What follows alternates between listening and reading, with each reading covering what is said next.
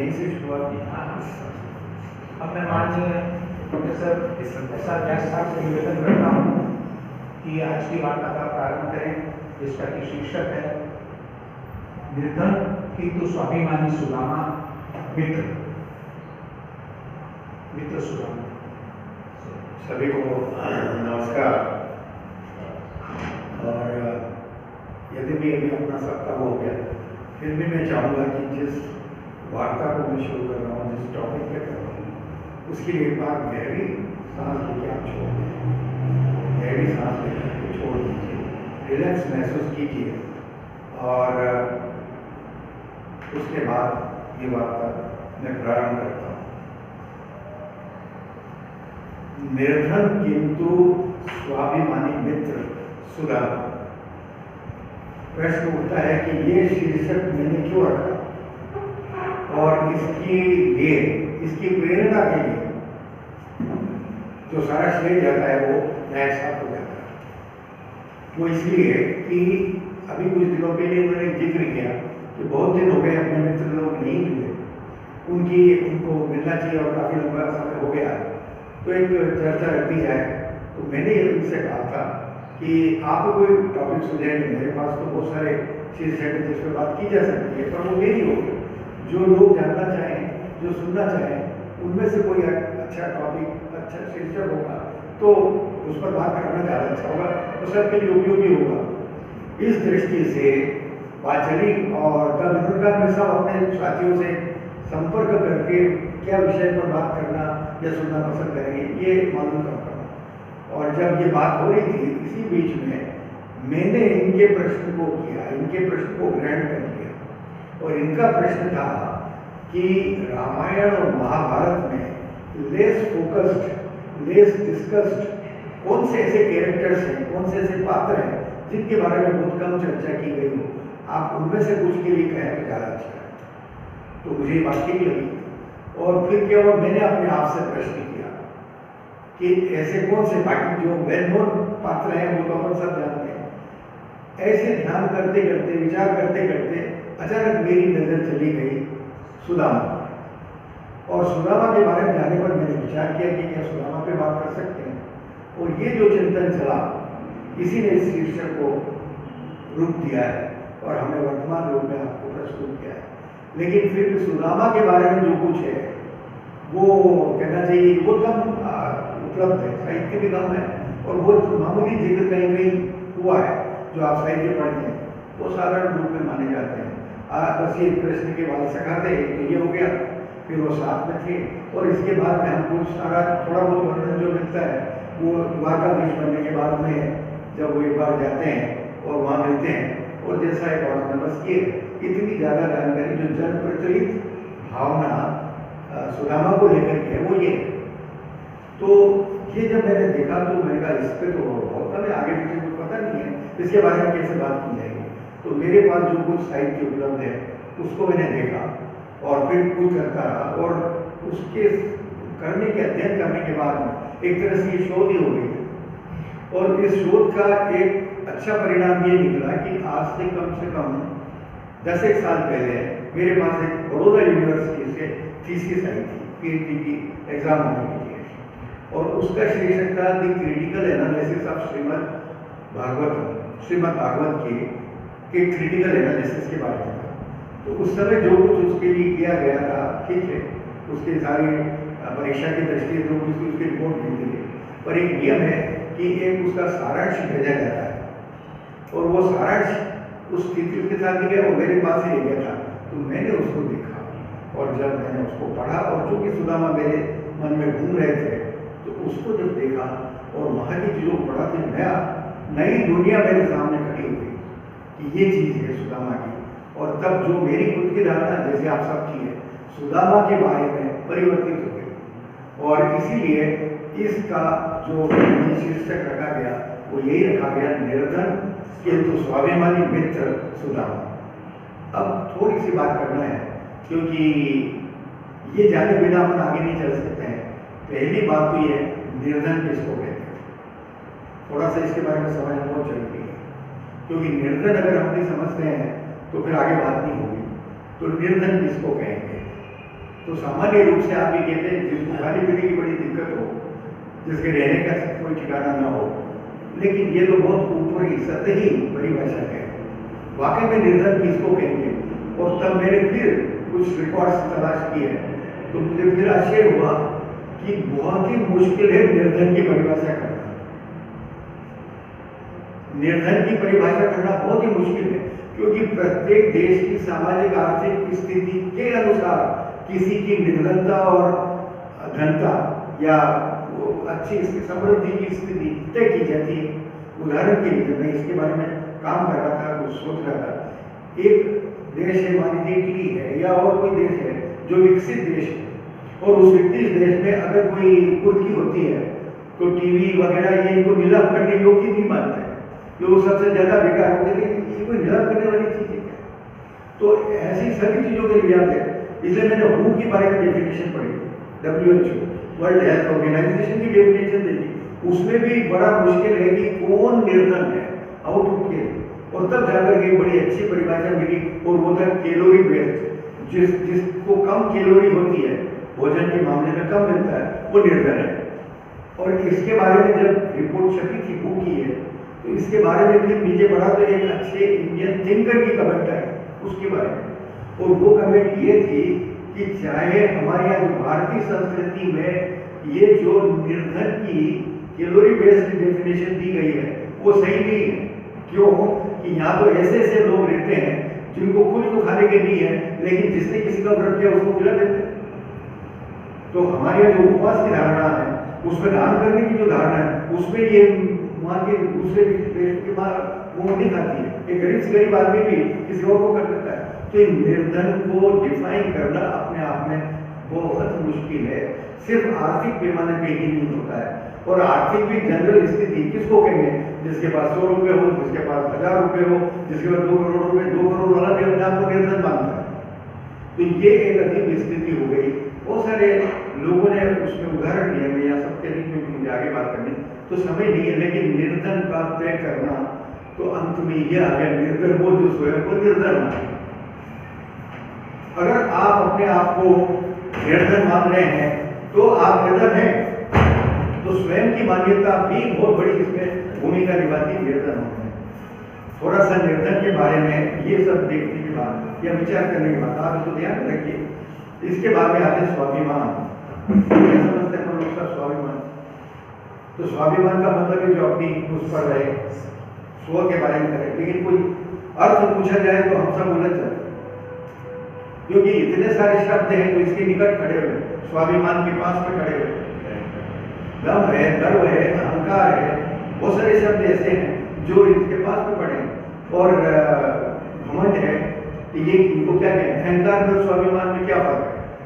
तो बड़ा मुश्किल हो जाता है। इतनी कमजोर बीच की वो चीज है, देखा है कि इनका अर्थ निर्धारित करना, और आप एक अर्थ निर्धारित करते हो तो उसके काउंटर में दूसरे एग्जाम्पल्स मिल जाते हैं। तो इस तरह से स्वाभिमान का भी तय करना, एक धीमी रेखा करना, लेकिन अंत में कुछ चीजें सामने आती हैं कि अहंकार वो है जो आपके पास कुछ चीजें हैं उस पर आप थोड़ा वो रखते हैं। गर्व भी वैसे ही, गर्व और अहंकार में ज्यादा फर्क नहीं है, लेकिन गर्व है जो वांछनीय है।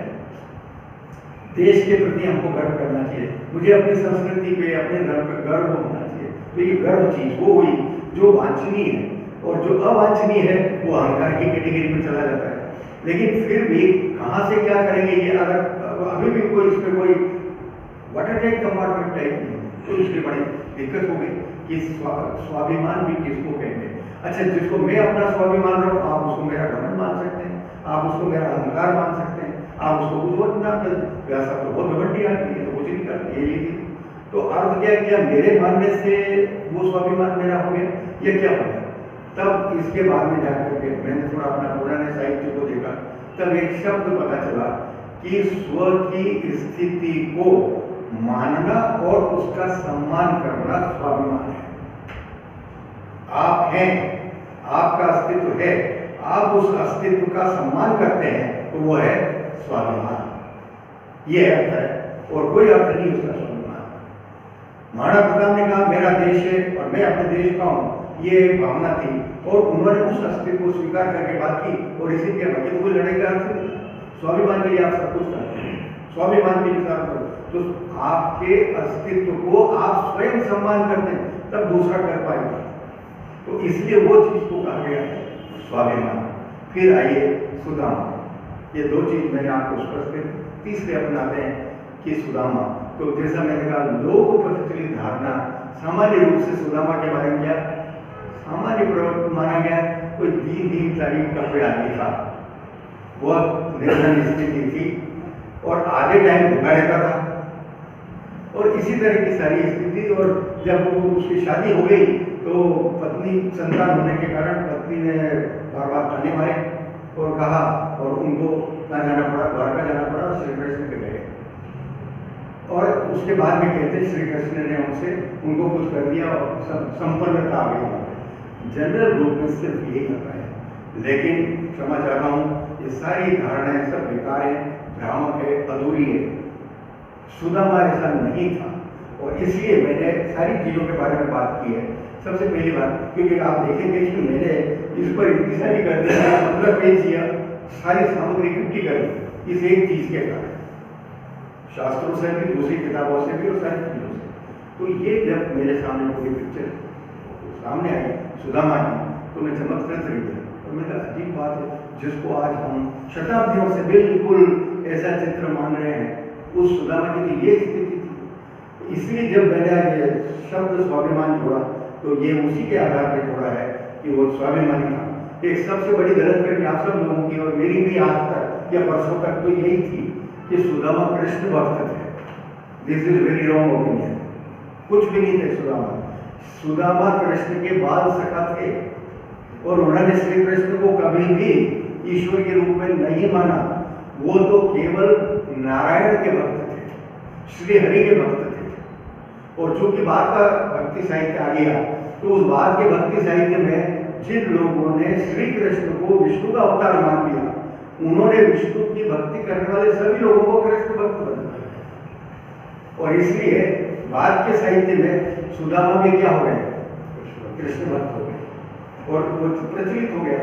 जब सुदामा की और कृष्ण की मैत्री ही थी, बाल सखा थे, बालपन में खेले। अब थोड़ा सा उसके बारे में बताना चाहता हूँ कि उनकी क्या स्थिति थी। तो गोकुल में ही किसी ब्राह्मण परिवार में पैदा हुए और इनके पिताजी, जो सुदामा के पिताजी थे, वो मुहूर्ती ज्योतिषी थे। मुहूर्ती ज्योतिषी का मतलब क्या, किसी मुहूर्त देखने वाले ज्योतिषी। बहुत बड़े ज्योतिषी नहीं, लेकिन हर समय अब भाई फसल बोनी है तो उसका मॉडल बता दीजिए, छोटा मोटा कोई और है तो उसका मॉडल, तो सामान्य थे और उनकी वो भक्ति होती थी। इस तरह के सामान्य गृहस्थ परिवार में सुदामा का जन्म होता है। और गोकुल में हमारा ये वही समय है जो कि श्री कृष्ण को मथुरा से यहाँ ला दिया जाता है, देवकी के पास यशोदा के नंदन बाबा के यहाँ ले देता है। धीरे धीरे बड़े होते हैं, कृष्ण बड़े हो रहे हैं और उसी के साथ सुदामा जब थोड़े बच्चे बड़े हो जाते हैं तो जैसे आस पड़ोस के बच्चे एक टोली बन जाती है, तो इसी तरह से इनकी टोली बनी और सुदामा भी उस टोली के अंग हो गए। सुदामा की आयु के बारे में माना जाता है कि सुदामा कृष्ण से 1 या 2 साल बड़े थे, ये अर्थ है। जबकि उनके आए थे उससे 2-1 साल बड़े थे। और इन्हीं के साथ कुछ और भी वहाँ के लोग थे, जैसे एक मनसूब नाम था, एक इसी से दामा और सुदामा और दामा दोनों ही हाँ दामा और सुदामा अलग अलग थे। तो ये थे, अब ये उनके भाई बहन थे या भाई थे ये सब मुझे नहीं पता, पर इनके कृष्ण की एक टोली बनी और उसी के साथ। और एक सबसे बड़ी महत्वपूर्ण बात जो पता चली वो ये थी कि Sudama was the adviser in all the activities of Shri Krishna. मतलब श्री कृष्ण पर जो जो आपत्तियां बचपन से लेकर आई हैं, धेनुकासुर आया, श्वसुर आया, बकासुर आ गया, ये जितने कंस के द्वारा सारे आक्रमण हुए गोकुल में, जब तक कृष्ण कालिया नाग का आया है, वो जो गेंद फेंकने का आइडिया देने वाला व्यक्ति था जिससे कि ये हो जाए, वो सुदामा ही था।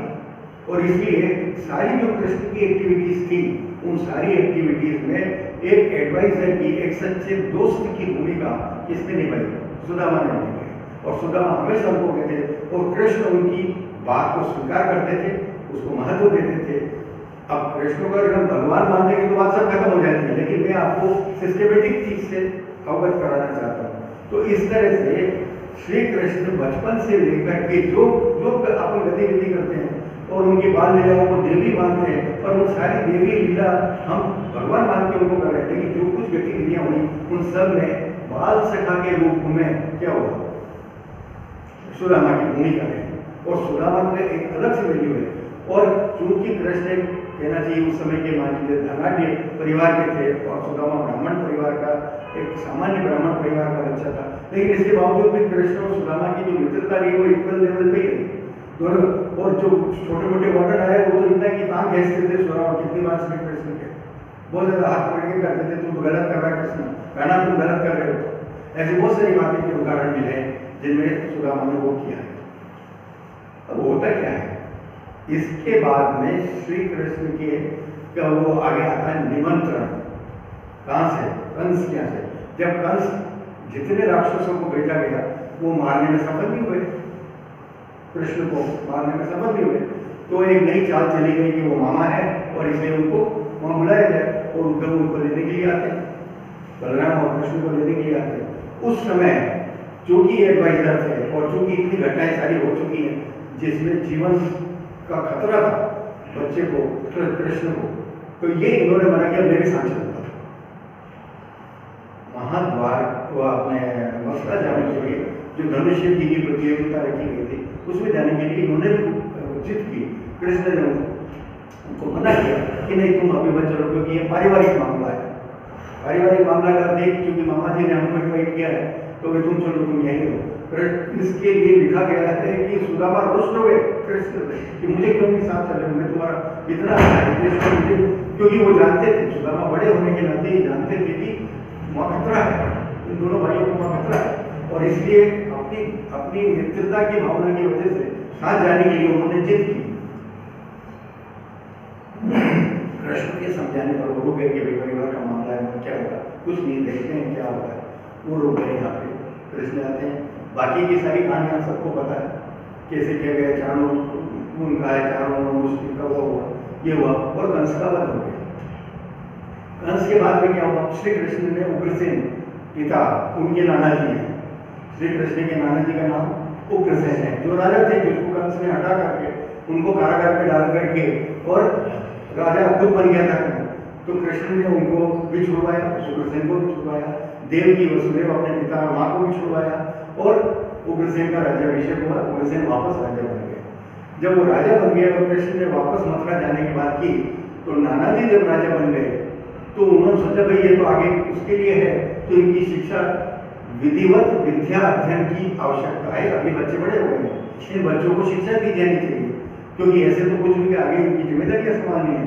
तो शिक्षा की व्यवस्था की गई और इस शिक्षा की व्यवस्था में सांदीपनि ऋषि जो अवंतिका जो आजकल कहा जाता है उज्जैन उन दोनों के भेजने की व्यवस्था की। यहाँ कृष्ण ने भी अपनी मित्रता निभाई और अपने मित्र सुदामा को भी बुलाया और सुदामा जैसे कृष्ण बलराम जाते हैं सांदीपनि आश्रम वैसे ही सुदामा भी उनके साथ जाते हैं और सांदीपनि आश्रम में क्या विद्या बिल्कुल सही तरीके से प्रारंभ हो जाता है।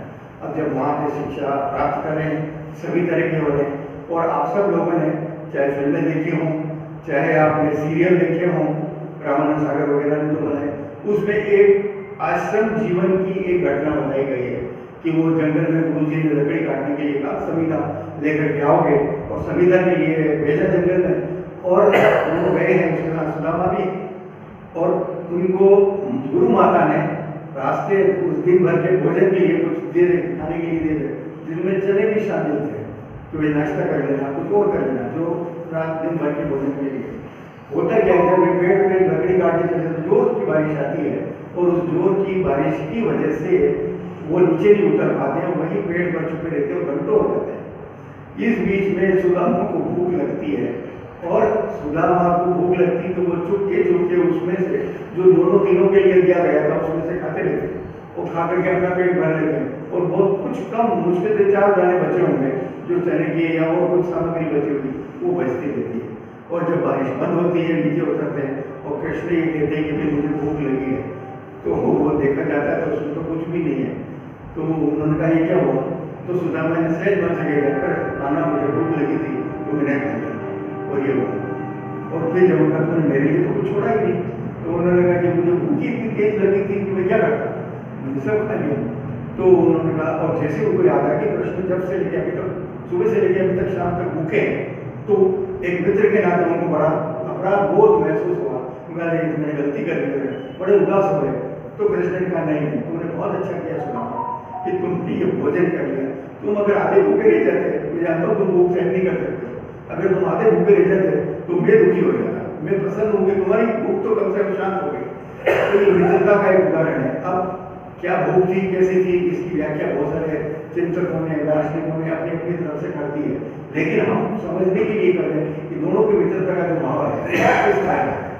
और इसलिए जब उनको वो कर दी, और इसके बाद ये आते हैं आगे का, मैंने बहुत सारी चीज़ें काट दी इसमें से, लेकिन आगे जो अपने लिए आवश्यक है वो ये है कि जब दोनों यहाँ आ जाते हैं, मथुरा लौट करके आते हैं, तो मथुरा लौट के आने के कृष्ण और बलराम तो मथुरा में ही रहते थे, और इनके राजकाज में, उग्रसेन के राजकाज में सहयोगी करते हैं।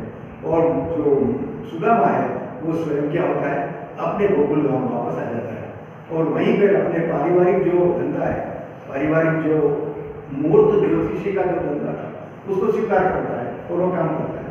तो सबसे पहली बात कि वही शिक्षा जो श्री कृष्ण और बलराम को शांतिवनी आश्रम में दी गई है, वही शिक्षा सुदामा को भी मिली है, और वो उतने ही योग्य, प्रतिभावान और गुणकारी थे, सद्बुद्धि युक्त व्यक्ति थे।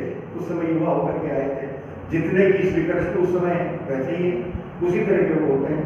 तो यहाँ पर जब अपना काम शुरू करते हैं, इधर क्या होता है, जो उग्रसेन राजा बने, उम्र होती जा रही है उनकी, और जो कंस की हत्या हुई थी, या हत्या कहते हैं, वध कहते हैं उसको, हत्या भी नहीं कहना चाहिए, वध कहना चाहिए, कृष्ण के द्वारा किया गया था। और जो कंस के जितने रिश्तेदार, मित्र वगैरह हितैषी लोग थे, उन सब ने मिल करके मथुरा पर आक्रमण करना शुरू कर दिया। एक के बाद एक आक्रमण होते रहे मथुरा पर, और इस आक्रमणों के कारण बड़ी परेशानी, हालांकि कृष्ण बलराम थे, उन्होंने मथुरा को बचाया, मथुरा वासियों को बचाया, अपनी जनता की रक्षा की, लेकिन धीरे धीरे क्या हुआ कि ये बढ़ता ही रहा, क्योंकि कंस के जो संबंध थे, राजनीतिक संबंध थे, वो बहुत व्यापक थे, पूरे भारत भर में थे, सभी प्रदेशों से। तो इस दृष्टि से हुआ ये कि ये हुआ, और इस बीच में क्या होता है, उग्रसेन की मृत्यु हो जाती है। जब उग्रसेन की मृत्यु हो गई तो राजा कौन बने, क्योंकि उनके लड़का तो कोई था नहीं, जो लड़की थी देव की। तो अंत में मिलकर के चूंकि कृष्ण वो कर रहे हैं, और चाहे वो बड़े बलराम हो, लेकिन ये हुआ श्री कृष्ण को वहाँ का मथुराधीश बना दिया जाता है।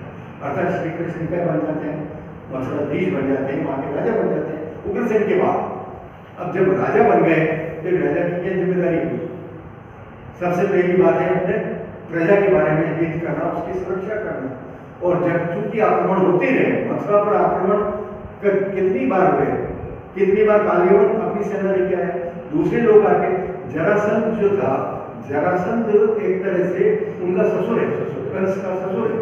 उनकी दोनों बेटियां जब वहां गई तो दुखी होकर उनके विधवा के रूप को देख करके जरासंध के खून तोड़ गया कि मेरी बेटियों को विधवा, और वो भी भांजे नहीं किया। तो इस तरह से वो विधवा को उसकी तो गांठ बांध दी, और मथुरा पे आक्रमण करने की बात, तो जरासंध ने भी मथुरा पे कितनी बार आक्रमण किया। अब ऐसी स्थिति में हुआ ये कि जब बार बार आक्रमण हो रहे और प्रजा परेशान हो गई, तो कृष्ण ने सोचा कि ये तो आक्रमण होते ही रहेंगे। तो इससे बचने के लिए उन्होंने एक बार राजसभा बुलाई, और ये कहा, मंत्रियों से पूछा कि हमको इस समस्या का समाधान चाहिए। हम लोग तो फिर भी उसको फेस करते हैं, सैनिक भी बढ़ते हैं, और लेकिन जो सामान्य प्रजा है उसकी खेती का नुकसान होता है, व्यापार का नुकसान होता है, वो सारी शांति है जो जीवन की वो नष्ट हो रही है। तो ऐसे में क्या करना चाहिए। ये राजसभा चल रही है, उसमें विचार चल रहा है, और इस विचार में चलते चलते एक दूत आता है। दूत आकर के श्री कृष्ण के उसमें वो पत्र देता है, और जो पत्र देता है उसको पढ़ लिया जाता है, श्री कृष्ण पढ़ लेते हैं और उसको रख देते हैं। और ये विचार निर्णय पूरी तरह नहीं होता कि क्या करना है, हर मंत्री अपनी अपनी तरफ से सुझाव देता है, और कोई नहीं हुआ। बलराम और कृष्ण जब अकेले होते हैं, दरबार समाप्त करने के बाद में मिलते हैं, तो बलराम ने पूछा, कहना वो क्या पत्र आया था, किसका पत्र था। तो कहा, सुदामा ने भेजा है, क्योंकि सुदामा परिचित था कि क्या क्या समस्याएं मथुरा को घेरे हैं, और मेरा मित्र किस संकट में है। इस तरह की उनकी अवेयरनेस थी, और इसलिए उन्होंने क्या किया, एक पत्र भेजा और सुझाव भेजा उसमें। कृष्ण ने समझा उसको, और सारा सब पूछा, उस समय तो नहीं बताया उन्होंने, लेकिन हमको पता चलता है कि उन्होंने क्या सुझाव दिया होगा। और जो उन्होंने सुझाव दिया वो सुझाव ये था क्योंकि बात उठाती है कि ये राजधानी, क्योंकि तुमसे परेशानी है, सारे कंस के जितने विरोधी हैं उन सबको तुमसे परेशानी है, तो तुमको कोई सुरक्षित स्थान पर जाना चाहिए, वहां अपनी राजधानी बनाना चाहिए, सामान्य प्रजा का कोई हित नहीं होगा। इसलिए ये सुझाव, चूंकि मैं कह चुका हूँ ये सलाहकार थे, और इसलिए उन्होंने क्या किया, वो दिया और द्वारका की तरफ जाते हैं और द्वारका को जाकर अपना वो करते हैं और मथुराधीश से द्वारकाधीश बन जाते हैं और वहाँ पे सब अच्छा चल रहा है, समृद्धि आती है। कहते हैं समृद्धि प्राप्त करना गुजरात जाना चाहिए, वो बालिकाल से चला रहा है कि हाँ उसी समय माना गया कि बहुत अच्छा उपजाऊ प्रदेश, उर्वर प्रदेश, वातावरण की दृष्टि से तो वो था, और वहाँ जाते हैं और सारा आप जैसा जानते हैं द्वारका का वैसा हो गया। अब इधर के इस तरफ अगर हम देखते हैं तो सारा जो जीवन चल रहा है, बीच में आपने देखा एक बात और ध्यान देना चाहता हूँ, दिलाना चाहता हूँ आप लोग जानकारी। जब एक तरफ हम हस्तिनापुर को देखते हैं जहाँ पे शांतनु थे, उनके पुत्र भीष्म पितामह थे, भीष्म पितामह का बहुत अच्छा होता, तो जब भीष्म पितामह अपने कहना कि पूर्ण अपने बलशाली स्थिति में थे, उस समय द्वारका ये इसमें मथुरा का राजा कौन था, या तो उग्रसेन या कंस। तो क्या कारण है कि भीष्म ने कंस का कभी सामना नहीं किया? दिस इज क्वेश्चन, क्यों नहीं हुआ भाई? भीष्म इतने नीतिक और बलशाली थे, हस्तिनापुर अपने आप में बहुत बड़ा समृद्ध राज्य था, लेकिन मथुरा तो बिल्कुल पास में, आपने सब लोगों ने देखा मथुरा में और दिल्ली के हस्तिनापुर में कोई ज्यादा दूरी नहीं है, लेकिन फिर भी कभी भी भीष्म पितामह या कुरुवंश के जितने लोग हैं उनका आमना सामना नहीं हुआ। सबसे पहली बात थी रिश्तेदारी, इन लोगों की रिश्तेदारी थी, और इसलिए उन्होंने सोचा तुम अपनी तरफ से करो, अच्छे को प्रजा को कष्ट दे रहे हो, अत्याचार दे रहे हो, तो तुम्हारे उसमें है, और वो अपने उसमें कर रहे थे। लेकिन उसमें उसके बाद क्या हुआ, वहाँ का इतिहास अगर आप पढ़ते हैं जानते हैं तो उसमें क्या गड़बड़ हुई है कि जैसे हुआ जो कि गंगा की शादी के कारण वो हुए थे और वो सारे बच्चे बाहर दिए गए, तो वो क्या हुआ कि शांतनु अकेले हो गए, और बाद में जो नाव पार कराने वाली जो क्या कहते हैं मत्स्यगंधा थी, एक मछुआरे की लड़की, तो मछुआरा नहीं आया राजा को पार करवाने, उस समय वो लड़की आई जो मछुआरे थी, मत्स्यगंधा कहते हैं जिसको, अब वो आती है तो उसको शांतनु उस पर मोहित हो जाते हैं, क्योंकि गंगा चली गई थी, सारे बच्चे चले गए थे, तो वो विरक्त घूमते रहते थे। इस स्थिति में हो गए और मछुआरे के सामने जाकर के कहते कि आपकी बेटी की मैंने इससे शादी कर दी है। मछुआरा हट जाता, प्रैक्टिकल है कि आपके बेटे का शादी करूंगा तो क्या होगा, आपका तो लड़का इतना युवराज बना दिया आपने उसको, तो वही लौटे संभालेगा। और इसलिए फिर क्या हुआ कि उसने शर्त रख दी कि नहीं होने का, और इस बात से चूंकि शांतनु अपने देवव्रत को बहुत अधिक चाहते हैं, भीष्म का नाम देवव्रत है, देवव्रत को बहुत अधिक चाहते थे, तो इसलिए उन्होंने नहीं स्वीकार किया पुत्र के कारण।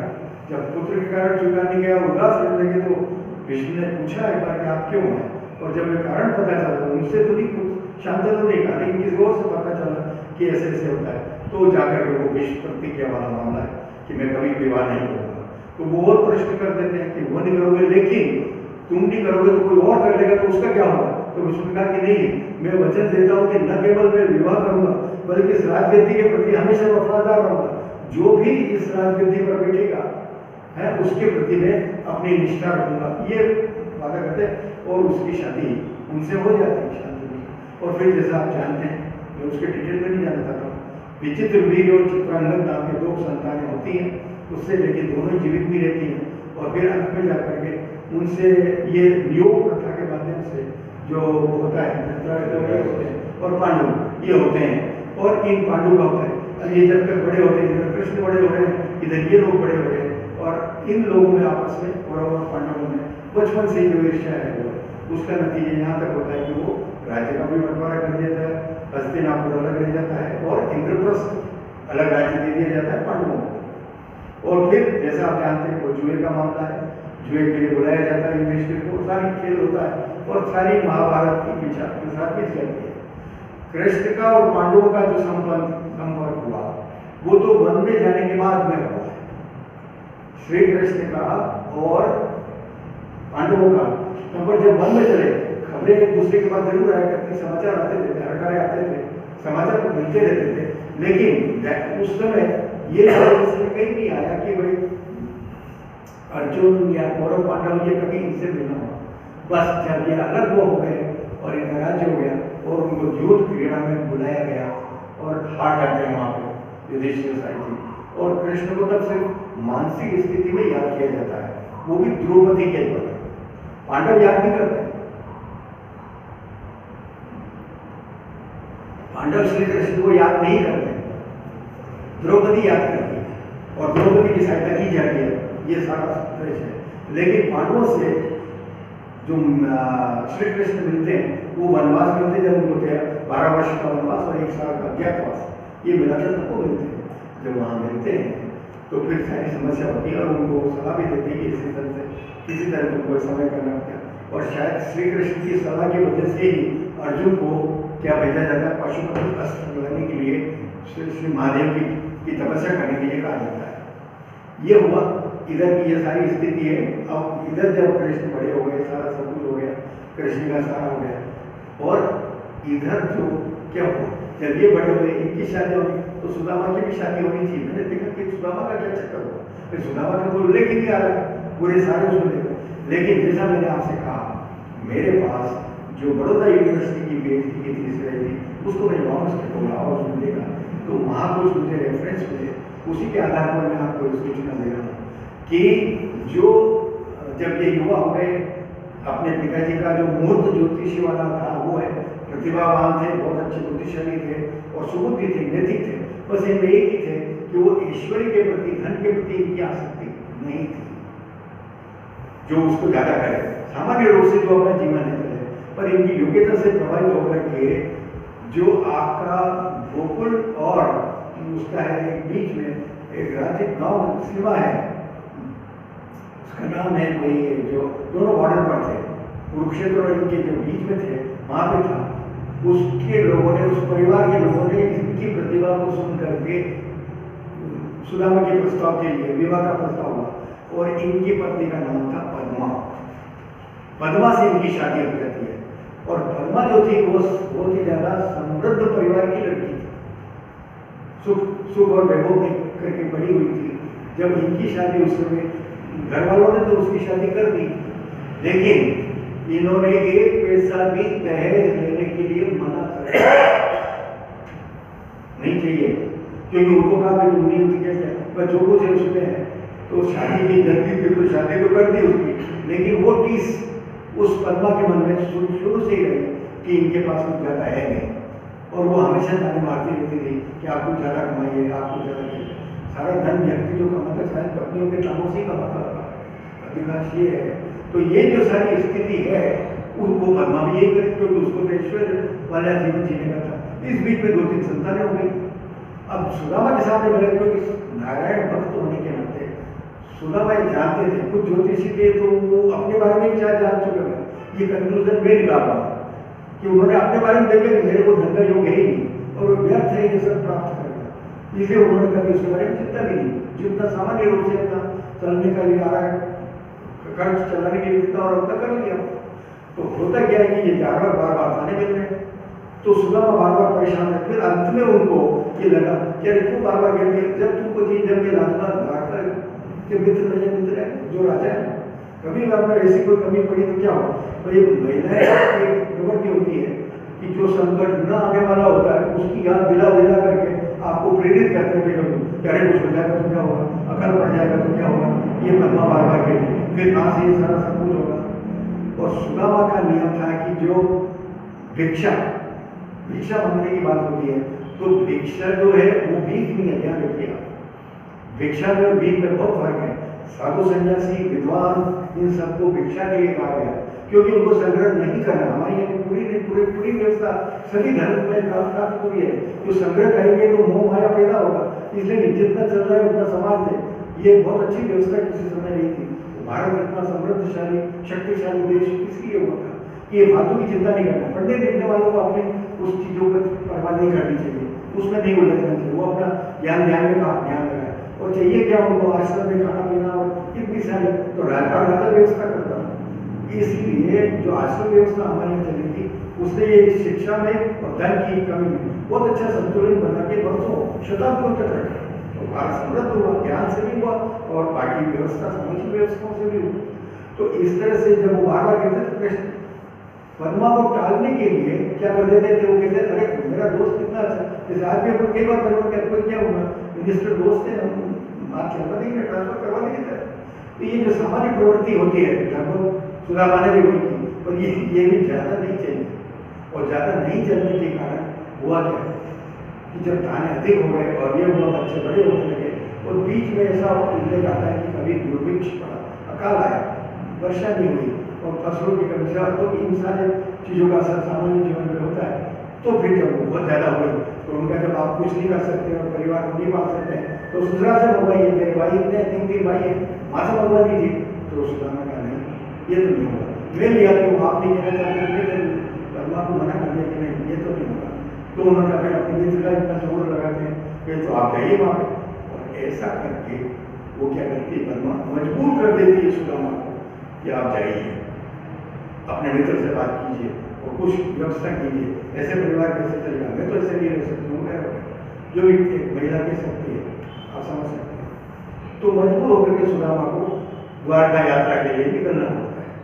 और जब वो द्वारका जाते हैं, हालांकि फिल्मों में उन सब में बताया गया, लेकिन न तो इतने बूढ़े थे क्योंकि वो बाल सखा थे, जो कृष्ण की स्थिति माने लगभग सुदामा की भी वही स्थिति, 1-2 साल के फर्क से कोई बहुत फर्क नहीं होता। पर उस आप चित्रों को देखेंगे, मैंने सब मैंने खुद अपनी बहुत सारी गलत फहमियां दूर की है। आप सुदामा और कृष्ण के चित्र को देखिए, इतना बूढ़ा सा आदमी है जिनके हाथ में वो बिल्कुल कीर्तन कर रहे हैं, कुछ इस तरह की इमेज, कृष्ण तो बिल्कुल सही हुआ, जबकि ऐसे नहीं थे, हाँ बिल्कुल ऐसे थे।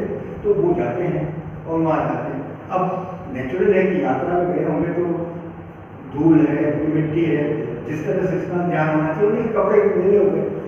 तो राजमहल में जाकर के जब जाने के लिए पहरेदारों से कहा, उनका कौन है आप, किस लिए, कि नहीं भाई मुझे तुमसे मिलना है, द्वारकाधीश से मिलना है। तो सब उन्होंने आने नहीं दिया, कोई भी आने नहीं देगा, तो बिल्कुल सही है। लेकिन जब वो नहीं हुआ तो फिर सुदामा ने तो रुक का पता चला कि भाई जाकर के कहो कि जो आपके द्वारकाधीश है ना, वो मेरे दोस्त हैं, मेरे मित्र हैं, आप ही जाकर के उनको कह दीजिए। तो उन्होंने कहा कि ठीक है, वो जाकर के कहते हैं।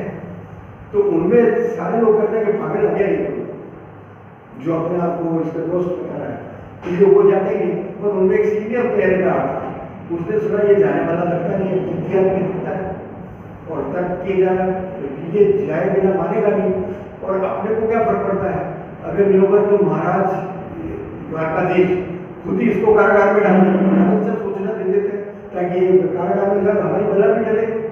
तो इसलिए वो जाए, एक जो सीनियर पहरेदार था वो जा करके द्वारकाधीश को सूचना कहते हैं। और जैसा आप जानते हैं, जैसे ही ये पता चला कि साहब कोई ऐसा बेगारी टाइप का कोई आदमी आया है, पर वो आपको अपना मित्र बताता है और नाम बता हुआ, तो सुदामा नाम आपनो, सुदामा नाम बता रहा है। और जैसे सुदामा श्री कृष्ण उठे और आपने सबने देखा है जिस विफलता से, जिस पागलपन से कृष्ण दौड़ते हैं, यहाँ कहीं गिरा, वो कहीं गिरा, ऐसा हुआ वो हुआ, और सब लोग देखने लगे। राजमहल से निकल के जब तक वहाँ आए वेट कर, तब तक देखते कि आज महाराज को क्या हुआ, पागल हो गए। द्वारकाधीश जहाँ डिसिप्लिन के बिना होते हैं वो सब दौड़ करके आ रहे हैं और श्री कृष्ण को लाते हैं। और जब मिलते सुदामा तो बड़ी मुस्तर से होते हैं और वो उनको लेकर के जाते हैं अपने सिंहासन पर। श्री कृष्ण उसको उनको बिठाते हैं और कहते हैं कि इनका इतने पैरों में ये हो गए, थकान आ गई, स्वेलिंग हो गई है, तो इनका वो किया जाए। और खुद ही थाल, सोने की थाली में पानी मंगवाते हैं, वह धोने। लेकिन क्या हुआ, इसके बजाय कहा जाता है पानी पर रात को छोड़ नहीं है, नीचे नैना के आसमान से पग धोए। तो ये स्थिति जो हुई इसकी, ये सारी उसमें हुए और वो अब प्रश्न एक होता है, दार्शनिक आदमी एक प्रश्न पूछा है मैंने अपने आप से, और मुझे जो जितना वो मैं आपको कहना चाहता हूँ, सही है गलत है आप अपने हिसाब से जज कीजिए। लेकिन दुखी कौन था, दुखी कौन था, सुदामा। प्रसन्न और संपन्न स्थिति में कौन थे, श्री कृष्ण। तो श्री कृष्ण को रोने की जरूरत क्या थी, रोने की जरूरत क्या थी? एक उत्तर दिया हुआ जो उनकी अपने मित्र की स्थिति देख के दुखी हुई। अगर तुम मित्र के लिए इतने दुखी थे तो तुम पहले भेजते, तो बहुत सारे काम कर सकते थे, संदेश करते थे, कोई भी कर सकते थे। और वो जिस तरह का स्वाभिमानी आदमी, तो उसने तो आपको कहेंगे वो दुखी है, ये भी नहीं कहा। सुदामा दुखी है ये बात भी उसने नहीं कही है। देखिए आप, नेवर, कभी never attend a single word कि मैं दुखी हूं, मेरा परिवार परेशान हो रहा है, उसने नहीं कहा। कृष्ण क्यों बोले? तो यह मनोविज्ञान की बात बताना चाहता हूं आपको। और मनोविज्ञान की बात यह है कि वो आदमी जिसने सबसे अच्छे बचपन में सारे संकटों के बाद में अपने मित्र की सलाह की वजह से सब कुछ उन्नति की और वो राजा बना। राजा बनने के बाद भी क्या हुआ है? वो अकेला हो गया, कोई उसके मन की बात समझने वाला नहीं था, भरे हुए थे वो। और सारा जो इतने था, कोई इतना विश्वसनीय उस तरह का नहीं था जिसके लिए अपने मन की बात को शेयर कर। देखिए सबसे बड़ा गरीब आदमी तो वही होता है जिसको कोई अपने मन की बात सुनाने के लिए कोई व्यक्ति न मिले, कोई सहारा, कोई चीज न हो। बाकी 10 लोग हैं कहने को, लेकिन नहीं था। तो श्री कृष्ण ने कहा, क्योंकि इतना सारा सब कुछ किया है, देखा है, उसके बाद में वो हुआ। और क्योंकि ये सारी घटनाएं महाभारत के पहले की, ध्यान रखिए, महाभारत बाद में होता है, ये इस समय पहले की है। तो अर्थ ये हुआ कि जब ये सुदामा आए तो आप देखते हैं कि आपका भी मन, अगर मैं तो अपने एक्सपीरियंस से बात कर रहा हूँ, कोई भी बचपन का मित्र मिलता है तो एक अजीब सी आपके मन में तसल्ला, एक तरावट सी आ जाती है, एक अपनापन सा उभर के आ जाता है। वो लगता है इससे तो कुछ भी खुल के बात कर सकते हैं, कुछ भी कह सकते हैं, सब कुछ अपने मन का निकाल सकते हैं बिना किसी मर्यादा, बिना किसी उसके, चाहे आप मतलब कैसी भी बात करें, चाहे उसको कैसे भी कहें, तू कहे, मैं कहे, ये कहे, कुछ भी बात कहें, उसके पुराने नाम और संबोधन से याद कर सकते हैं। तो ये जो एक स्थिति मनुष्य के मन की है, वही कारण था कि श्री कृष्ण को आंसू आए कि बस मैं कुछ ना सुना। और एक बचपन आ जाता है, ये भी बहुत बड़ी बात है। अपने पुराने बाल सखा में आप अपना पूरे बचपन का चित्र उसमें देख लेते हैं, और ये आपके लिए सबसे, हर व्यक्ति गरीब अमीर बाद में होता है, सबसे अच्छा उसका बचपन है। हर व्यक्ति को अपना बचपन बहुत अच्छा लगता है। ये एक मनोवैज्ञानिक चीज है। कोई भी आदमी अपने बचपन से गरीब रहो चाहे कैसा रहो, आधी रोटी खाने को मिले, पर उसको अपना बचपन बहुत अच्छा लगता है। और जितना बड़ा होता जाता है उतना उसको बचपन बहुत अच्छा लगता है। तो ये जो एक प्रवृत्ति है मनुष्य की, वही उसमें थी, और श्री कृष्ण को इसलिए हुआ। अब यहाँ तक भी चलो हमने देख लिया, भक्त लोग कहते हैं कि वो दूसरे उनके दुख से दुखी हो गए, लेकिन सुदामा ने वहाँ कुछ नहीं कहा, क्या नहीं किया, बस आए हैं, आगे ठीक है, सारा हुआ, उनको ठहराया जाता है, सब नौकर चाकर लगा दिए जाते हैं, और वो सारा होता है। अब एक प्रश्न और था, मैं आपसे बात करने से पहले सोच रहा था, इसलिए मैंने ये सारी रिसर्च की। मैंने सोचा कि ये कितने दिन रुके हुए और इनकी क्या बातें हुई, ये मेरे मन में जिज्ञासा प्रश्न बना कि क्या करते, दोनों दोस्त क्या करते हैं। तो प्रश्न हुआ, और इसलिए फिर मैंने वापस टटोला उन चीज़ों को, तो मुझे पता लगा कि आप वहाँ पर श्री कृष्ण की और सुदामा की जो चर्चाएं होती, न तो वो ये आपके फालतू की बात होती है, वो सिर्फ वही गोकुल की ही चर्चा हो रही है, अपने बचपन के दिनों की, सारे संघर्ष के दिनों की, ऐसा हुआ था, वैसा हुआ था, ये हुआ था, और मन भर ही नहीं रहा। और जब 2-3 दिन हो गए और सुदामा चाहते हैं कि क्या हुआ, कैसे क्या हुआ, तो वो कहते हैं कि अब मैं जाता हूँ, नहीं रुको, 4-6 बार वो रोक देते हैं उसको, नहीं जाना, क्या काम है ऐसा। तो ऐसे बहुत बार होगा। इसी के माध्यम से मैंने सारी चीजें हैं, ये जो मैं आपको सारी बीच का डेवलपमेंट दिखा रहा हूँ, वो कृष्ण ने जब सुदामा से बाकी अपने मथुरा के बाद से लेकर के यहाँ तक के बीच का, ये मेरा तो जीवन ऐसा गुजरा, तुम्हारा कैसे गुजरा, जब ये बात पूछी तो सुदामा वहाँ पे अपनी बात बताता है, फिर ऐसा हुआ, फिर मेरे वहाँ पे एक कन्या का प्रस्ताव आया, समृद्ध परिवार था, उसका नाम बनवा था, ये सारी सब बातें सुदामा अपने संवाद में बताते हैं। तो 7 दिन 10 दिन जितने दिन भी सुदामा हमारे दोनों दोस्त क्या बात करते हैं, तो सबकी गोपियों के बारे में, राधा के बारे में, बहुत सारी चीज़ों में मित्र से खुल के बात की जा सकती है। तो सारी बात श्री कृष्ण पूछते हैं और अपने मन में हरा भरापन महसूस करते हैं कि बहुत अच्छा हुआ, ये मित्र मैं गोकुल से आया जिससे मेरी बात हुई, ये सारा सब कुछ करते हैं। तो जब बार बार ये कहता है, सुदामा देख रहे तो भाई सुदामा भी प्रसन्न हुए कि मेरा मित्र ये था, महाराज है, इतना अच्छा डिसिप्लिन है, इनका वर्चस्व है, इतनी सेना है, इतना ये है, सारा सब कुछ है। तो बड़ा प्रसन्न हुआ कि आपको बहुत अच्छा हुआ कृष्ण का। लेकिन अपनी बात उसने कभी नहीं की कि मैं इस तरह के उसमें हूँ। He never shared anything कि मैं दुखी हूँ या कुछ भी नहीं, तुम्हारा बहुत अच्छा है, बहुत अच्छा है। अब फिर जब ये नहीं करता है तो आप क्या हो, बार बार वो चलने की बात करें और वो रोक दे, श्री कृष्ण रोक दे, नहीं अभी मन नहीं बना।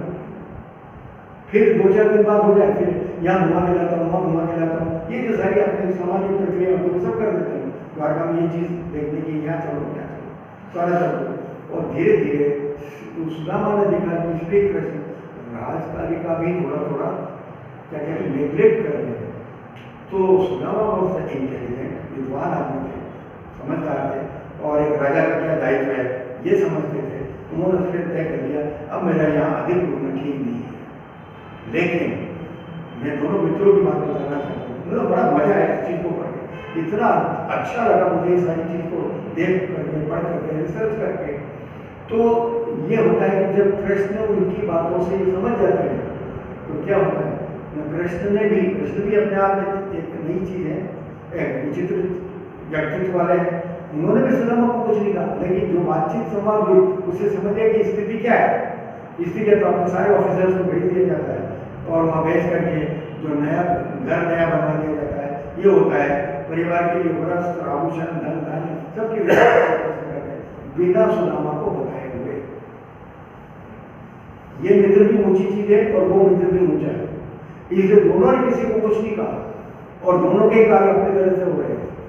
इस तरह से जब वहाँ सारी व्यवस्था हो गई और ये और बार बार हो गए रखने के पीछे भी हो सकता है श्री कृष्ण का इंटेंशन यही हो कि भाई वो कम से कम रुक जाए तो ताकि माँ का काम पूरा हो जाए।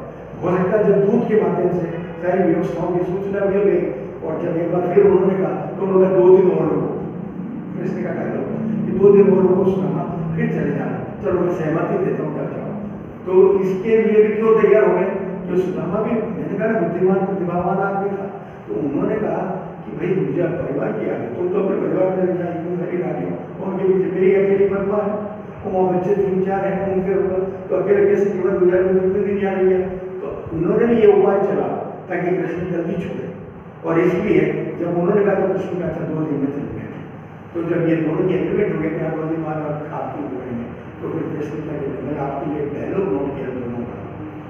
वो क्या किया कि कृष्ण का अच्छा ठीक है सुदामा तुम इतने दिन तक यहाँ पे रहे, तो इस महल में जो भी चीज़ तुम्हें पसंद हो, जो भी तुम्हें अच्छा लगा हो, वो सब मैं तुम्हारी विदाई में साथ दूंगा, तो बताओ मुझे क्या क्या करना है। अब यहाँ पे आप सुनेंगे तो बड़ा आश्चर्य होगा, और मुझे गदगद कर दिया इस वाक्य ने, इस रिएक्शन ने। मैं उस व्यक्ति के सुदामा के इस रिएक्शन से आप उस व्यक्तित्व की गहराई को समझ सकते हैं। क्या कहते हैं सुदामा, इस महल में जो भी कुछ चीज है, अब भूखा नंगा आदमी जिसको अपन समझ रहे हैं, भूखा का आदमी तो कुछ भी मांग सकता था, कुछ भी कह सकता था, लेकिन क्या कहता है वो कि नहीं कृष्ण, ये जो तुम्हारी महल की चीजें है ना, यहाँ महल भी ठीक है, मेरा वो झोंपड़ी में इन सब चीजों का क्या काम है, मेरी वो झोंपड़ी में इन सब चीजों का क्या, तुम्हारा साथ मिला, तुम्हारा साथ इतना स्नेह रहा, इसके बाद मेरे को और किस चीज की आवश्यकता है। और ये कहते सारी चीजों में हम तो छोटे से ज़्यादा कोई मिनिस्टर होता है तो मेरे को ये बनाना, सरपंच बनाना, मतलब क्या हमारी मांग होती है, एक अगले सच्चे मित्र की ये मांग है कि नहीं तुम मिले बस, कोई हुआ नहीं।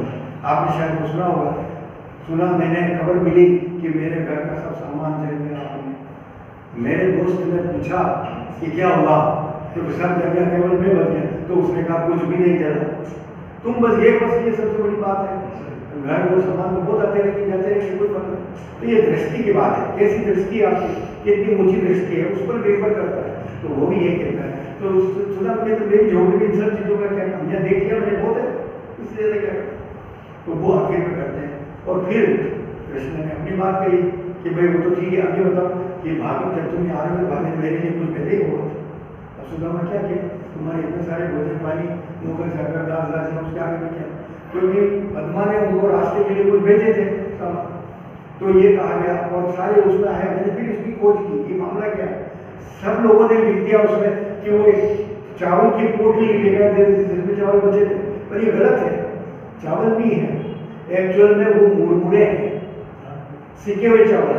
वहाँ शब्द प्रयोग हुआ संस्कृत में सिके हुए चावल, तो सिके हुए चावल क्या होता है, मुरमुरे होते हैं, परवल होते हैं, या मुआमला जिसको आप कहते हैं वो होता है। तो वो अपनी यात्रा के लिए आए थे, जो थोड़े से 2-3 रोटी बचे हुए थे, और वो तो कृष्ण कहते हैं ऐसा तो हो ही नहीं सकता कि भाभी मेरे लिए कुछ ना भेजे, जरूर भेजा होगा। तो कहेंगे नहीं कुछ भी नहीं मिला, बेचारा मोह ले जाता है, मैं क्या कहूँ क्या इतने सारे वैभव में आ गई है, 2-3 मुट्ठी मुर्गे की पोटली, इसमें क्या हो? तो कृष्ण कोई बात सका है नहीं, अभी जरूर हो गया और वो जिद करते हैं कि मैं तुम्हारे सामान में ढूंढता हूँ, कहीं ना कहीं मेरे लिए जरूर कुछ भेजा होगा।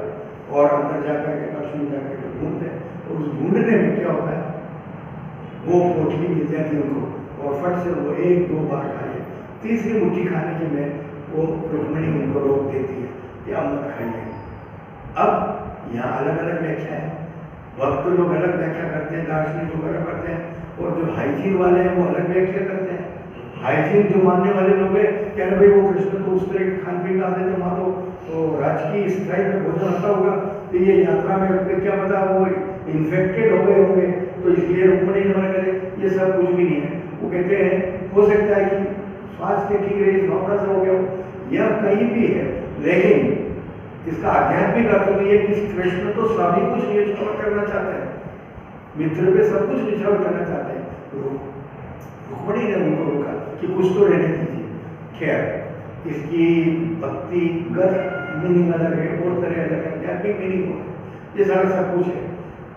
अब जब वो ये कर लेते हैं और विदा किया जाता है उनको, तो कृष्ण बड़े विपुल मन से उनको विदा करते हैं और कहते तुम कुछ भी नहीं लेके जा रहे, कि कृष्ण नहीं, कैसे कह रहे हो कि कुछ भी नहीं लेके जाओ, इतने अच्छे दिनों की जो स्मृतियाँ है उन सब से लबरेज हो गए, भरपूर होकर के मैं जा रहा हूँ, तो तुम कैसे कह रहे हो कि कुछ भी लेके जा रहे हो, सब कुछ है मेरे साथ। ये कहा ये स्वाभिमानी और संतुष्ट व्यक्ति और क्लियर हेडेड मैन की निशानी है कि वो हर चीज में कभी गफलत में नहीं पड़ता। और वो रवाना हो जाते हैं, जब रवाना होकर के वो अपने वहाँ पहुँचते हैं तो देखते हैं उनका घर का पता ही नहीं चलता, वो मेरा घर तो जाता झोपड़ी थी, अब ये क्या है। फिर हुआ तो वो तो पहचान नहीं पाते ये मेरा घर हो सकता है, उन्हीं के परिवार वाले घर से बाहर निकलते हैं और उनको पता करके और लेकर के जाते हैं। अब सुदामा वाले लगते हैं, तो एक बार जब अकेले में होते हैं तो गदगद हो जाते हैं, सुदामा यहाँ रोते हैं, वहाँ नहीं रोए थे, जब कृष्ण रो रहे थे फिर सुदामा यहाँ रहते हैं कि कैसा अजीब मित्र है मेरा, जिस मतलब वो विचित्र कहते हैं, विचित्र मित्र है मेरा, क्योंकि जब मैंने कुछ नहीं चाहा तो इसने इतना कुछ दे दिया, इसके गले में कहाँ मिलेगा मुझे इस विश्व में इससे अच्छा मित्र, जिसको न कहना पड़ता है तो कुछ करना पड़ता है। और मेरे परिवार की जो आशा आकांक्षा अपेक्षा थी वो बिना कहे इस तरह से पूरी हुई तो है, और इसके बाद फिर वो नारायण की भक्ति में लग जाते हैं। इधर कृष्ण का ये होता है, आपको सब पता है, दुर्योधन और अर्जुन दोनों सहयोग मांगने के लिए महाभारत की तैयारी हो गई है, और फिर उसके बाद में क्या होगा, पूरा महाभारत का युद्ध है। श्री कृष्ण कहते थे मैं तो निशस्त्र रहूंगा और एक तरफ मेरी नारायणी सेना है, दूसरा मैं रहूँगा। अर्जुन प्रीफर करता है कि आप ही मेरे साथ नहीं है, और दुर्योधन सेना को मांग लेता है। युद्ध होता है, युद्ध की सारी घटनाएं आप जानते हैं, उनको मुझे रिपीट नहीं करना, लेकिन युद्ध समाप्त हो गया, और जब युद्ध समाप्त हो गया कौरव का नाश हुआ, पांडवों के बहुत सारे सैनिक मर गए, सब बहुत सारे लोगों का नरसंहार हो गया पूरा, और ये इसको राज्याभिषेक कर दिया गया युधिष्ठिर को। युधिष्ठिर को राज्याभिषेक करके जब उस दरबार में गांधारी और धृतराष्ट्र आते हैं, तो जैसे ही श्री कृष्ण सामने आते हैं प्रणाम करते हैं, और गांधारी का गुस्सा होता है, और वो कहती है, गांधारी कहती है कि कृष्ण, क्योंकि मानते हैं कि कृष्ण ने सब कुछ करवाया है, सारे खानदान का नाश करने वाला कृष्ण है, इसलिए वो श्राप दे देती है कि जिस तरह से तुमने मेरे कुल का नाश किया वैसे तुम्हारे कुल का भी नाश किया। और ये कुल के नाश का श्राप श्री कृष्ण कहते हैं, माँ जो आप दे रही है वो स्वीकार करता हूँ, और ये सारा सब कुछ हो गया। फिर युधिष्ठिर को राज्य दे दिया गया, कृष्ण भी वहाँ से विदा होके जाते हैं, और इनका राज्यकाज ठीक चलने लगा युधिष्ठिर का। कृष्ण वापस अपने द्वारिका पहुँच जाते हैं। फिर क्या हुआ, आगे की सारी हिस्ट्री शायद आप लोगों को पता ही है कि कृष्ण काफ़ी समय तक राज्य करते रहे, लेकिन धीरे धीरे यदुवंशों में, क्योंकि ये सत्ता का नेचर है, नेचर ऑफ पावर है, कि कुछ समय के बाद में विरोध शुरू हो जाता है, और जो विरोध शुरू हुआ तो यदुवंशियों में जो संतानों की संतानें हो गई, तो 3-3 पीढ़ियाँ द्वारिका में इकट्ठी हो गई, और इस तरह से कहा हो गया। और जो घटना आप शायद जो लोग नहीं जानते हैं वो बता देना चाहता हूँ कि इन्हीं के पोते पोतियों में कुछ मित्र लोग थे जिन्होंने एक बार एक अच्छे ज्योतिषी या साधु आते हैं उनकी हंसी उड़ाने के लिए अपने ही मित्र को पेट पे कपड़ा लपेट करके कहते चलो ये बहुत अच्छे जानकार है ज्योतिषी, उनको ये कहते हैं, उनसे पूछते कि ये गर्भवती है, उसको महिला बता देते हैं ये गर्भवती है, इसके लड़का हो या लड़की, आप तो इतने बड़े ज्योतिषी हो, आप बता दीजिए।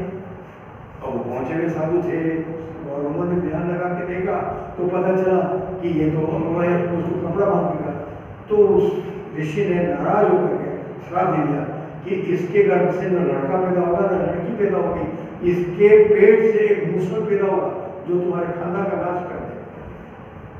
जब ये खबर दरबार में पहुंचती है कि ऋषि के द्वारा यदुवंशियों को ये श्राप दे दिया गया, नाश हुआ, तो सब मंत्रियों ने सलाह दी कि क्या किया जाना चाहिए। अंत में ये सलाह दी गई कि इसका वो जब समय आने पर इसका लोहे का खंड पैदा होगा, उस लोहे के खंड पैदा कर को चूर्ण बना के बांध दिया जाए ताकि कहीं किसी तरह का वो न हो। और वो कहते हैं कि वो बांधी गई, वो जो राख बनी लोहे को की भस्म, दो भस्म बना के उसको उस दो भस्म को बांध दिया नदी में, वो नदी में हुआ। और एक कोई तिथि आती है जिसमें सब लोग स्नान के लिए जाते हैं और वहाँ पर बड़े लोग जो यदुवंशियों में जिसमें कृष्ण सब ये लोग तो घर लौट जाते वापस लौट आ जाते हैं, पीछे वाली जो यंग जनरेशन है वो यंग जनरेशन वहाँ पर जाती है। जैसे बहुत सारे लोग कहते हैं मैं माता पिता हम लोग यहाँ के थोड़े 2 दिन बाद आए, उस 2 दिन बाद आने के चक्कर में अलाउ कर दिया गया और उसमें फिर क्या हुआ, उन लोगों में आपस में कुछ वो होता है। और चूंकि वो अच्छी तिथि थी जिस दिन पर्व चालू हुए उसमें स्नान के लिए गए थे लोग, तो उस समय शस्त्र तो लेने गए थे, तो आपस में जो घास सुनी हुई उसमें उस नदी पे घास पैदा होती थी, उसको उखाड़ उखाड़ के उन्होंने उपयोग किया, वो उस लो भस्म से उत्पन्न हुई घास ही थी और उनका सारा वो हो गया और आपस में हो गया। जब ये खबर दरबार में श्री कृष्ण के पास पहुंचती है तो वो समझ जाते हैं कि ये बहुत ज़्यादा है और उसको इंदा हो जाते हैं। अब जो आगे की कहानी है उसमें तो सिंपल है क्योंकि इससे जुड़ा एक पक्ष सुदामा का और इसलिए इसके बाद बताऊँगा आपको कि वो जब कृष्ण ये हो जाते हैं और यह तो बच्चों में भी आपस में बहुत ज़्यादा होता है, तो कृष्ण जैसे व्यक्ति का जिसने महाभारत का युद्ध देखा हो, जिसने शाप को सहन किया हो, जिसके सारे ठीक हो गए, क्या होगा मन उद्विग्न हो गया, पूरा मन उदास हो गया, क्या राजकाज का उसका लगा। तो ऐसी स्थिति में श्री कृष्ण क्या करते हैं, जंगल में जाते हैं और जंगल में जाकर के बहुत ज़्यादा चिंतित है, बहुत ज़्यादा इन सारी स्थितियों से असंतुष्ट भी है, परेशान भी है और उपाय कोई नजर नहीं आ रहा है। तो एक पेड़ के नीचे ध्यानमग्न होकर के लेट जाते हैं और चिंतन करते हैं, सारे अपने जीवन काल को और इन सारी चीज़ों को एनालिसिस करते हैं, क्या हुआ मेरे जीवन में, क्या घटना घटित हो गई, ये स्थिति क्यों आ गई। मतलब मैं कभी कभी सोचता हूँ कि चाहे गीता के ज्ञान को प्राप्त करने वाला या देने वाला भी इन समस्याओं पर इस तरह से विचार करता है या उनसे प्रभावित होता है और वहाँ पर जो चिंतन चलता रहता है तो सारी नेगेटिव और खोखलेपन में उनको फिर याद आती है सुदामा।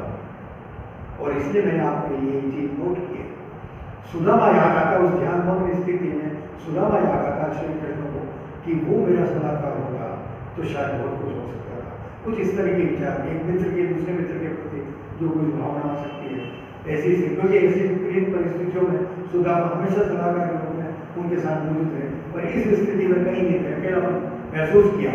तो फिर क्या होता है कि वो कृष्ण करते हैं, यहाँ जो ग्रंथकार है वो लिखता है कि वहाँ पर सुदामा श्री कृष्ण के सामने मानसिक रूप में उपस्थित होते हैं, उनकी भावना, उनके ध्यान, उनकी अपनी एक योगी जो भी मान लीजिएगा उसके आधार पर श्री कृष्ण के सामने सुदामा आते हैं।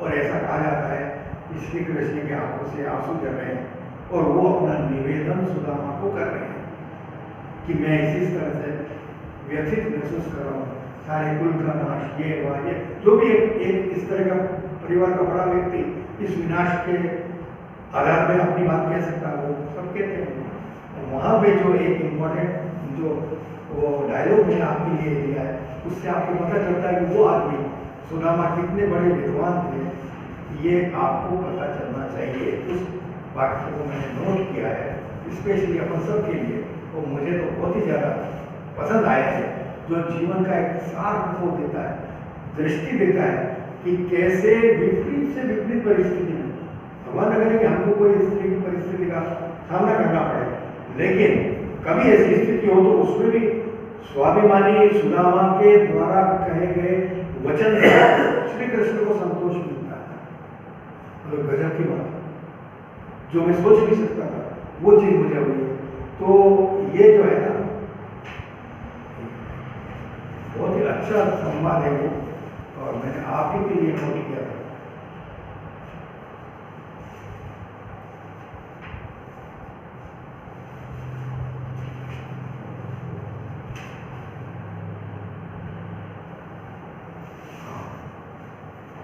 ये देखिए, ध्यानमग्न स्थिति में हर बार की तरह सुदामा को उन्होंने अपने प्रति सलाह देते हुए सुना।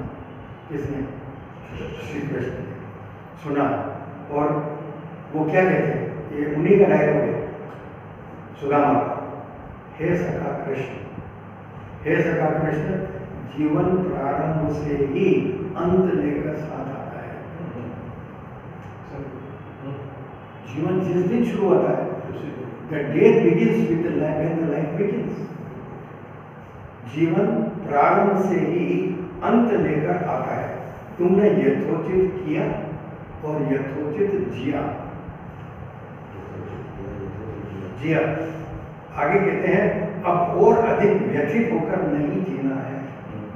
यथोचित तो कर दिया तुमने, वट एवर बेस्ट पॉसिबल वो आपने कर दिया, लेकिन अब आगे इतना सब कुछ करने के बाद में व्यथित होकर नहीं जीना है, नहीं जीना है। भूमिका पूर्ण हो गई, भूमिका पूर्ण हो गई, अन्यत्र भी तुम्हारी प्रतीक्षा है, अन्यत्र भी तुम्हारी प्रतीक्षा है। इसलिए भावी पर सब कुछ छोड़कर स्वयं के प्रस्थान को स्वीकृति दो। क्या शब्द है, और स्वयं के प्रस्थान, हाँ एक एक लाइन भावपूर्ण और अर्थपूर्ण है सभी के लिए, सभी के लिए। अब प्रस्थान के लिए स्वीकृति दो, आपको मतलब स्वीकृति दोगे तब होना है। ये स्वीकृति इतना बड़ा शब्द है, इसका गहरा अर्थ है। तो स्वीकृति दो, तुम्हारा यश ही शेष कार्य करेगा। तुम्हारा जो यश अभी तक कहा है वही जो तुम्हारा बचा हुआ है, जिसके लिए तुम परेशान हो रहे हो, वो तुम्हारा यश ही तुम्हारा शेष कार्य करेगा। ठीक है। मेरे मित्र मोहन, यहाँ से चलो, तुम मैं भी वहां आकर तुमसे मिलूंगा, बिना तुम्हारे वहां जाने का क्या प्रयोजन। ये है मित्रता की मिसाल। और हम सब लोग, मैंने इसलिए लास्ट में लिख दिया है कि हम सब लोग कृष्ण को निरी और सुदामा को निरी एक दीनहीन प्रवृत्ति का, भिक्षुक मानसिकता का एक साधारण व्यक्ति मानते हैं या मानते हैं, लेकिन सुदामा इतना है। तो इसलिए मैंने एक लास्ट में चीज लिखी है, आप देखिए कि वो यही कहा है कि जिस सुदामा को हम ऐसा मान रहे हैं, क्या वो ऐसा हो सकता है? तो मैंने खुद ही इसके जवाब में उत्तर दिया है कि सुदामा तो ऐसे हो नहीं सकते, और ऐसे नहीं हो सकते, ये मैंने आपको सिद्ध करके बता दिया। तो जो ऐसा हो नहीं सकता, ऐसा होता तो क्या महाराज द्वारकाधीश अपने आंखों के आंसुओं से उनके पैर धोते? अगर वो साधारण भिखारी होता, अगर वो साधारण मांगने वाला होता, साधारण ब्राह्मण होता, तो कुछ भी दे करके तो कुछ भी हो सकता था। लेकिन जिस ब्राह्मण की, जिस विद्वान की, जिस मित्र की श्री कृष्ण जो क्या कहना जो द्वारकाधीश है, उस द्वारकाधीश ने अपने आंखों से जल धोए, वो आदमी को हम निम्न समझ रहे। और इसी विद्वान तो थे, तो इसीलिए फिर इसलिए मैंने दो चीजें बड़ी नोट की आपके लिए। जैसे कि इन्होंने राधा कृष्ण ने लिखा है, जो कि अगर हम ये स्वीकार करते हैं कि सुदामा श्री कृष्ण के अनन्य मित्र थे, बाल सखा थे और इतने अच्छे सलाहकार थे, अगर हम ये स्वीकार करते हैं तो मुझे राधा कृष्ण की ये बात बहुत अच्छी लगती है, जिसमें उन्होंने कहा a friend of a friend is also respectable as a friend.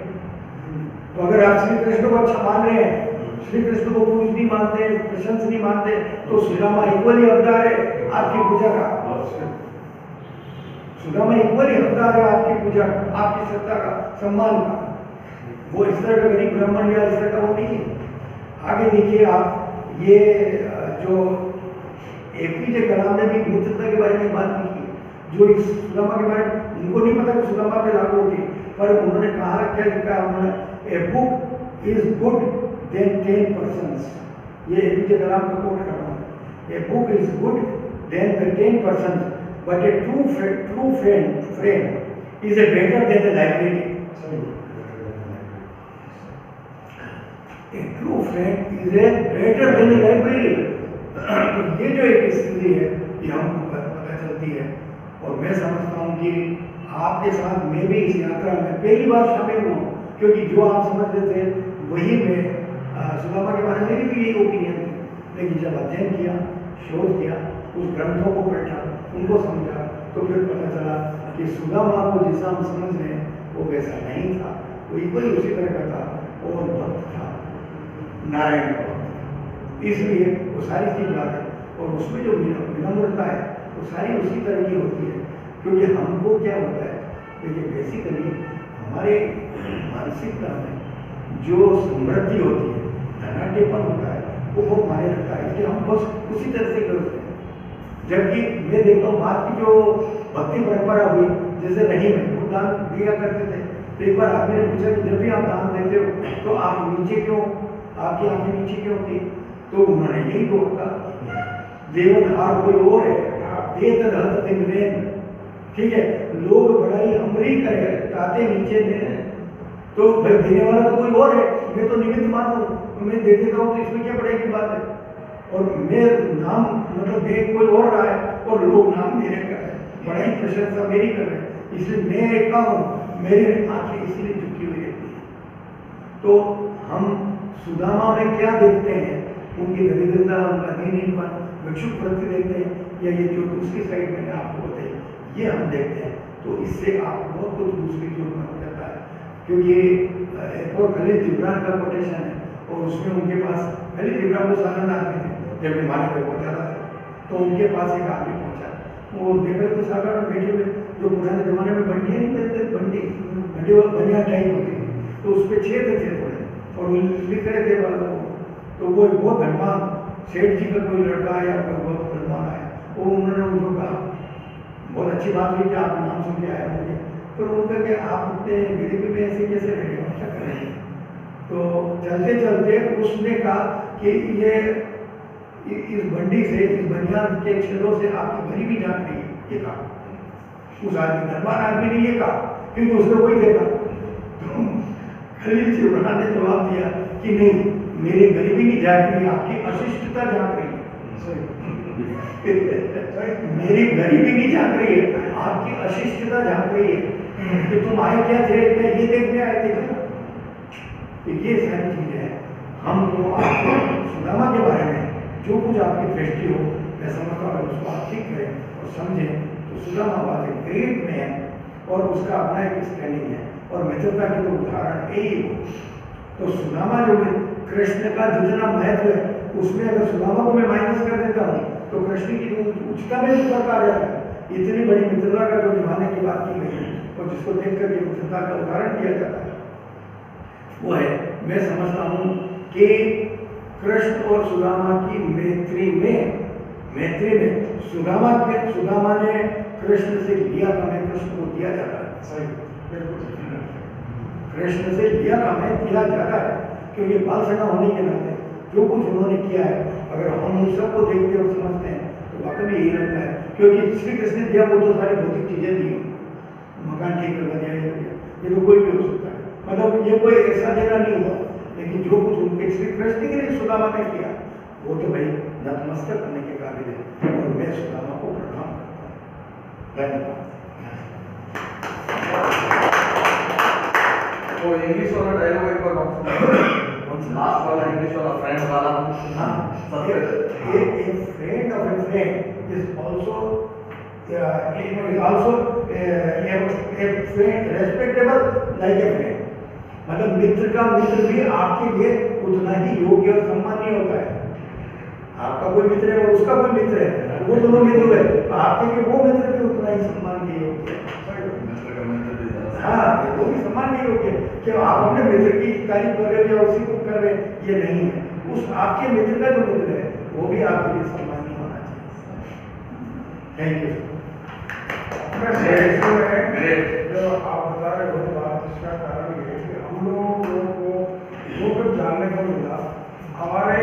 साहित्य में जो पढ़ने को आया वो मिला, और इन लोगों ने कभी भी सुदामा को हाईलाइट किया ही नहीं। ये इसलिए स्टेज है। दिलीप भाई को धन्यवाद। असली धन्यवाद की हकदार ये अगर ये सर्विस नहीं करते तो मैं भी इस चीज को नहीं पकड़ता। देखिए विद्वान थे ये मतलब वो सब मानते हैं, सब पता है। अभिमान स्वाभिमानी थे, ये भी उन्होंने दूसरे कभी नहीं मांगा जा रहे, ये भी मतलब और अच्छे मित्र थे। लेकिन एक बात तो थी ये बात हमको आज रिलीज हुई कि सुदामा वाज एडवाइजर। ये नहीं थी, ये नहीं थी। दूसरा ये कि वो गोकुल से ही थे। महाराज ये था कि सीधे संदीपनी आश्रम में ही उनकी पहली मुलाकात होती है और उसके बाद का जो है वो सारा क्योंकि सारी बात दामा का नाम तो आता है, सुदामा नहीं आता, दामा का तो आता है। श्री दामा मनसुख भी आता है, मनसुख है, श्री दामा है, वो उनके साथी थे। ये तो है। लेकिन ये इसका सीरियल वगैरह में बताया है कि सीरियल कहीं पे भी जहाँ पर तो एक्चुअली क्या है कि सीरियल तो मतलब असली साहित्य है जो सीरियल और फिल्म तो लिखा है। बट सुदामा का बहुत डिटेल में बहुत अच्छे ढंग से आपने इसमें लगा श्रीमती मैं रात को 11 बजे देख रहा हूँ। नहीं पर एक बात है, मेरा निवेदन है कि इस बात को आप मतलब कहीं लेखों में आप व्यक्त करें, क्योंकि ये बड़ी मुश्किल से आप सही कह रहे हैं। जब मैंने खुद ने अभी 4 दिन मेरे 5 दिन पहले जाना तो मैं कैसे इसके ऊपर में पूरा एक बुक लिखा जा सकता है। उपयोग करेंगे जो उसका कारण है, 2 कारण बताता हूँ। एक जनरली क्या है, अपने जो कथा है, वो कथा है, समझो कथा है, उनमें आता है कि एक ठाकुर साहब थे, मतलब राजा था, तो मतलब